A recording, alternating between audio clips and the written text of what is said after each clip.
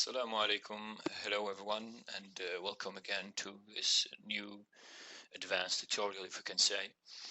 As promised, I have created a script named the Ultimate Randomizer, and I've promised that I will do a video where I will do an example of this script, how you can use it in advanced examples. So here we are, maybe a bit late, like 3 years later, but for those don't know what I'm talking about, you can check below the link to check the video where I where I presented the script, the ultimate randomizer, or you can just go to my videos, check in my videos list, and you will probably found it. Anyway, so for this script, which is randomizer, the ultimate randomizer, where you can randomize things. Actually, when I created this script, I didn't realize at that moment how useful is this tool. But when I started using it, I really realized that it's a powerful tool, and step by step now I can say that I cannot work without it. At 80% of 90% of my works, I always involve this script inside, this rollout and this tool. So I've chosen for this tutorial, for this video, instead of doing some random stuffs, I will just show you an advertising movies that I have produced a long time ago, maybe for 2 years ago or something, where I used this script with deep way, if we can say. So let's see what I'm talking about. This is 30 seconds or something. Let's say, yeah, it's like 20 seconds advertising movie for a customer in the Middle East named Shibsarman. And as you can see, we have some animations in the foreground that are 3 characters doing some stuff. For example, this one is jumping and twisting and so on, backflip, front flip, and there is this jungler here with the balls, and there is this bicycle here. And as well, if you can notice in the background, I have this crowd here. And maybe for some viewers, they would not notice that they are actually moving and twisting and so on. There is some life instead. But as a professional graphic designer, you have to pay attention to these details that the customers and the viewers will not notice technically what's going on, but actually these details will bring some life and some original works in your project. So if you can see here, this background here has like 100 of characters that are moving randomly, and they looks like they are alive pretty. So how I realize that for those have worked before in the advertising field, you know that when we are talking about advertising, the main problem is time. So you don't have enough time actually to really realize all your thoughts and all your skills. So you have few days, few hours to produce something really nice and presentable for your customer. And it was the case for this advertising. I had like 3-4 days to finalize everything. So once I realized the main storyboard, which is this animation in the foreground, I was obliged to make something in the background happen in few hours. So here were my scripts entered in the scene, and I used it in a nice way where I got a really nice result in few times. So let's go to 3ds Max and let's open some technical things. So let me explain you quickly. I had some main objects, as you can see here. This is one of the main characters, where it's a rigged character. Okay, you can then twist and bend to the front. Sorry, I have to select the green one. Okay, I can move it and so on. There is as well another characters here,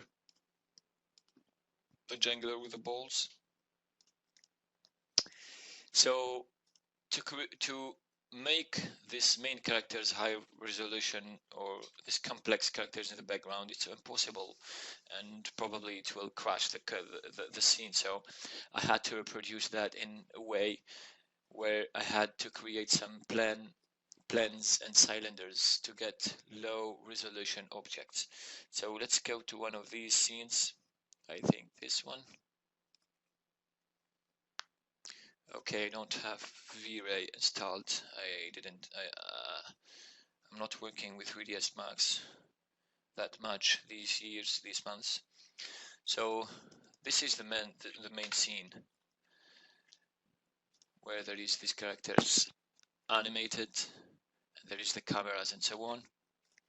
And I think if you will go to the layers here, I will find some other objects like the big chips, the wall behind, the medium chips,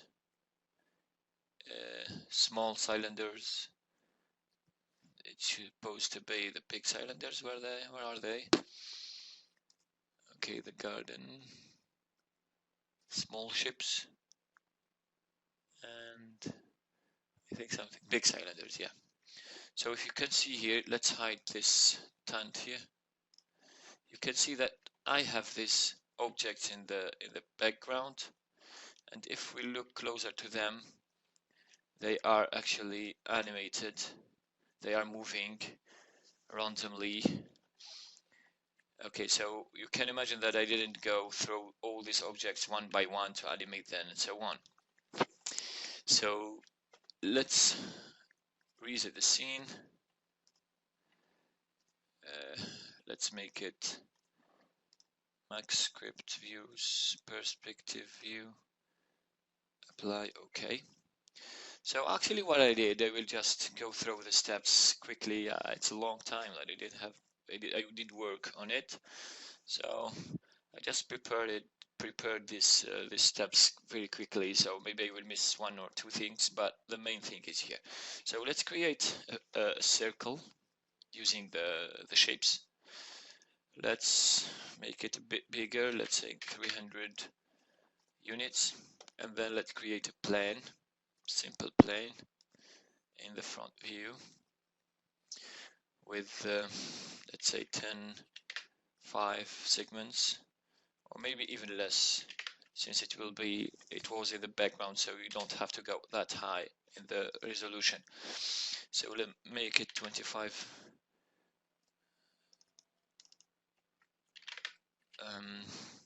50 in the height, 30 in the width, 25 in the Z, so it will be placed really on the ground perfectly.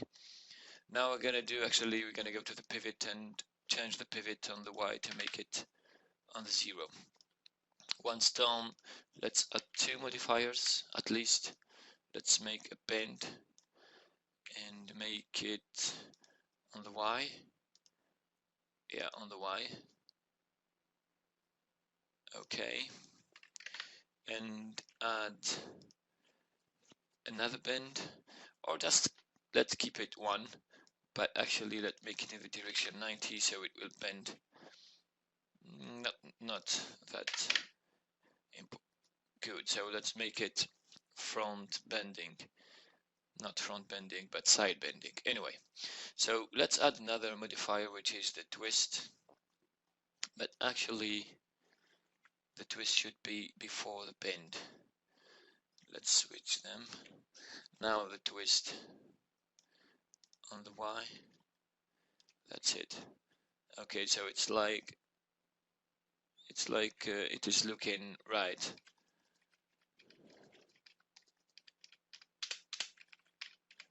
Oops, what's going on here? Wireframe realistic. Anyway, I'm supposed to press F3 and F4. Yeah, now it's working. Okay.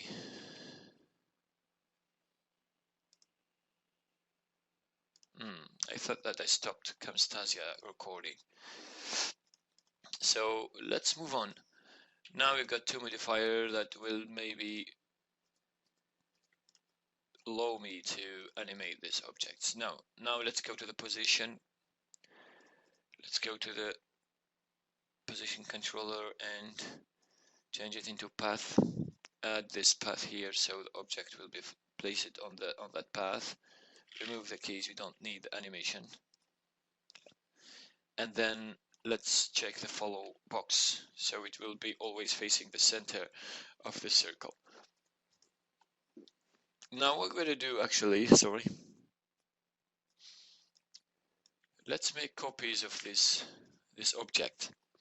Now what I want is, I want to fit all this circle with this object. So let's create a copy here and make it 36. Why 36? Because I want to have at least each 10 degrees one character. So since we have 360 degrees divided by 10%, I will have 36. Now when I create them, they are all here. I will reset them to 0. Actually, I can use my this rollout to assign a specific value to something, to a specific parameter. In this case, I want to reset them all of them to the 0.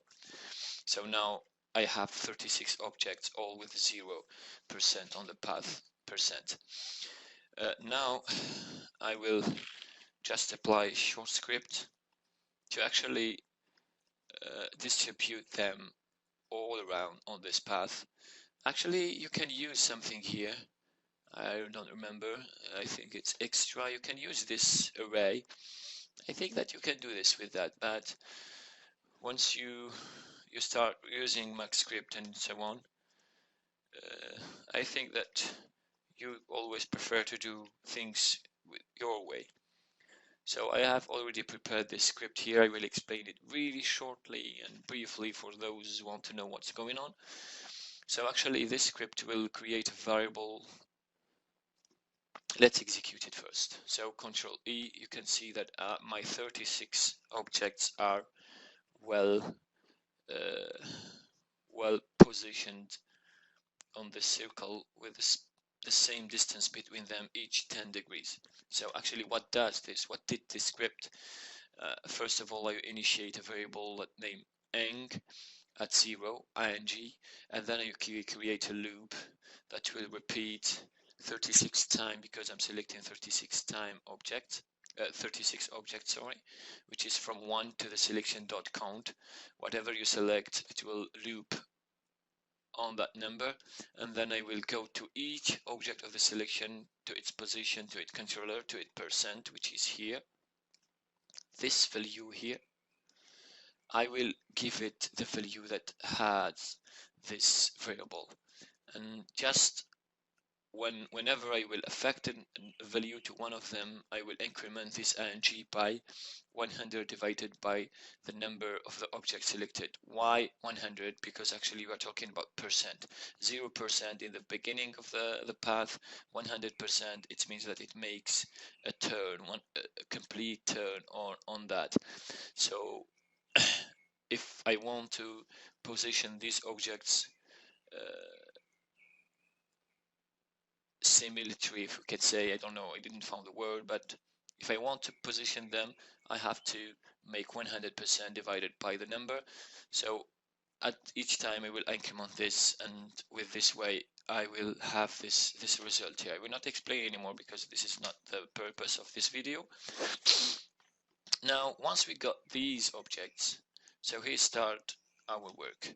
So for example, in this case, some of you, maybe some graphic designers, will be satisfied with this work, not me, because if I'm supposing that this is a folk, we cannot say that in the real world there is a folk with this specific distance, the same distance between all of them. This is so let's say artificial. Okay, so let's bring some randomness here. So what I'm gonna do, I will use my script, I will go to the path constraint to the percent, and then I will just say minus 0.5. We're talking about percent and 0.5%. And when I will check the relative, what means that it means that it will go to each of these objects, take its original position percent, everyone for its own value, and add or remove 0.5 or less.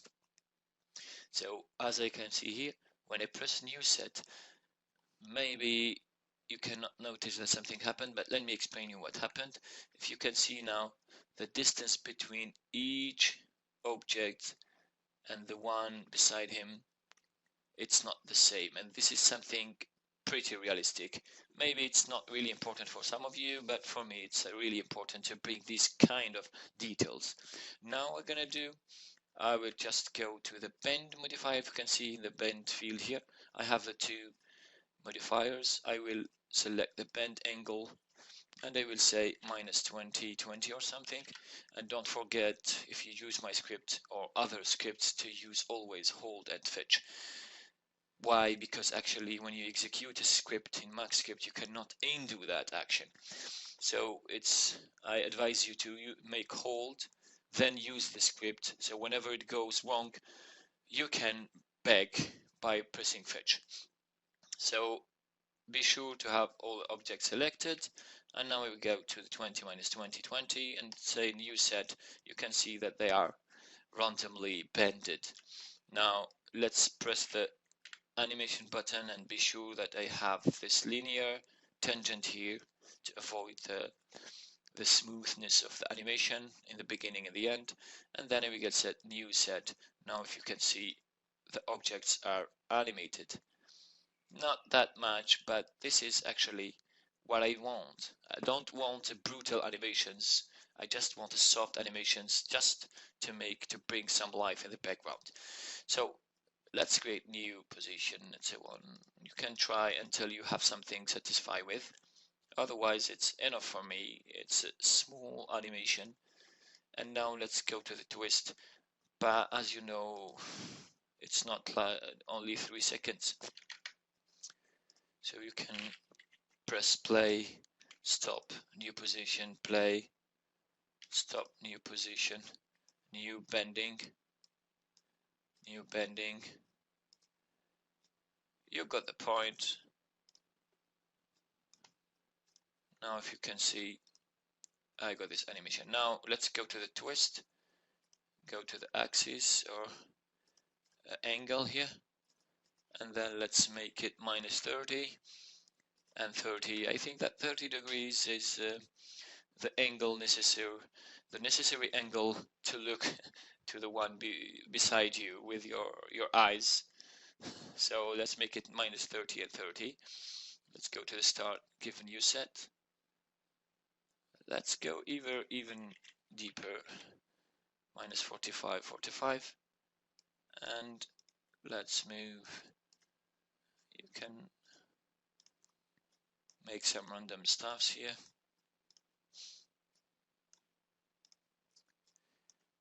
Okay.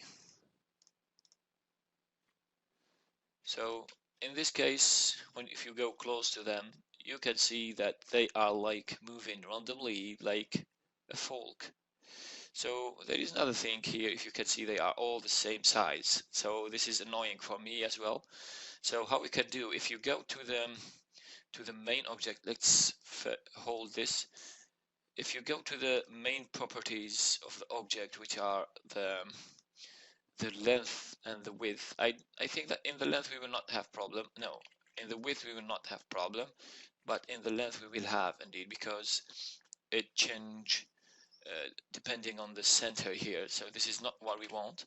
So actually what I will use the scale. So if you go to the MaxScript listener and you ask for the scale of one of these objects, you can see it's a 0.3 value.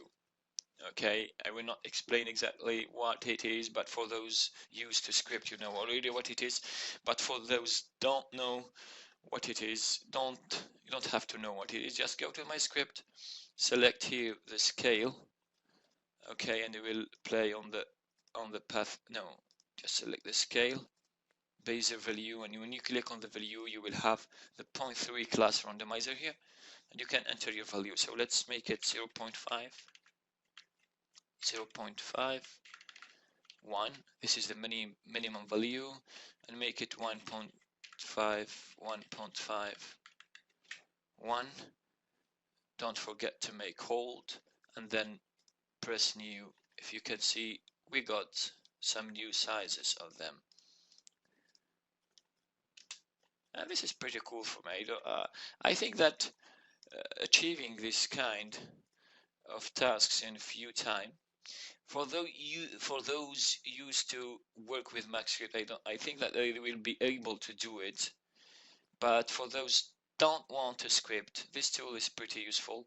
And even if you are a scripter person, you cannot write your scripts in different way for each scene. Having this tool helps me a lot in my works. And this is just a simple example in where you can use it. So this is for folks. You can use it, for example, for grass, for plants, and for games to have some random stuffs and so on. Anyway, you got the point. I hope that maybe I will do some other videos in the future. Thanks for watching, and you are free to leave some comments if you like or dislike or so on. Wish you the best. Thank you for watching, and assalamu alaikum.